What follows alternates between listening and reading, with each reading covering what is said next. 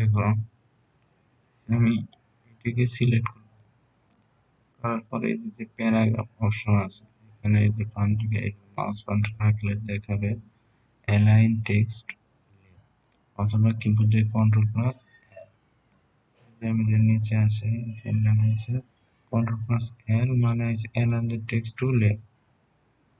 তাহলে এটাকে আমি সিলেক্ট করলাম, করার পরে এটাকে যদি আমি ক্লিক করি তাহলে লেফটে থাকলো, এই সেন্টেন্সটা লেফটে আছে। এখন এটাকে আমি রাইটে রাখবো, এদিকে রাইট মানে কি এদিক থেকে আসবে। তাহলে এই যে 3 নম্বর অপশন আছে এখানে ক্লিক করি, হচ্ছে রাইটে আছে। এখন এটা রাইট নেই, এইরকম হচ্ছে সেন্টারে এই সেন্টেন্সটা রাখবো। এটাকে সিলেক্ট করি, সিলেক্ট করার পরে এই যে মাঝখানে যে সেন্টার অপশনটা আছে এটা সেন্টার আছে। এটা হচ্ছে প্যারাগ্রাফে 3টা অপশন, লেফট, সেন্টার, রাইট।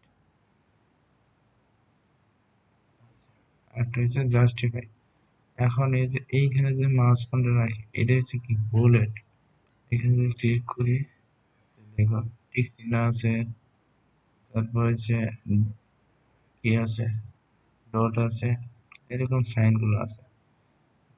কোনো লেখার সময় যদি এরকম সাইন তুমি দিতে চাও তাহলে এই অপশন থেকে সিলেক্ট করে নিতে হবে, যেমন টিক চিহ্ন অপশন।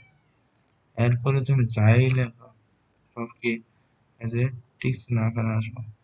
এখানে এটিকে যদি আমি বাদ দিতে চাই সিলেক্ট করলাম, এখানে আসলাম, আসার পর এই যে নান অপশন আছে এখানে ক্লিক করতে পারলাম। এবার এইটাকে যদি বাদ দিতে চাই এখানে আসলাম, আর পাস সেভ করে রাখলাম। এরপরে যদি আমি এই অপশনে ক্লিক করি যে নাম্বারিং, যেমন 1 2 3 এই ডট আকারে থাকে, আবার হচ্ছে ব্র্যাকেট আকারে থাকে, এগুলো হচ্ছে নাম্বারিং অপশন।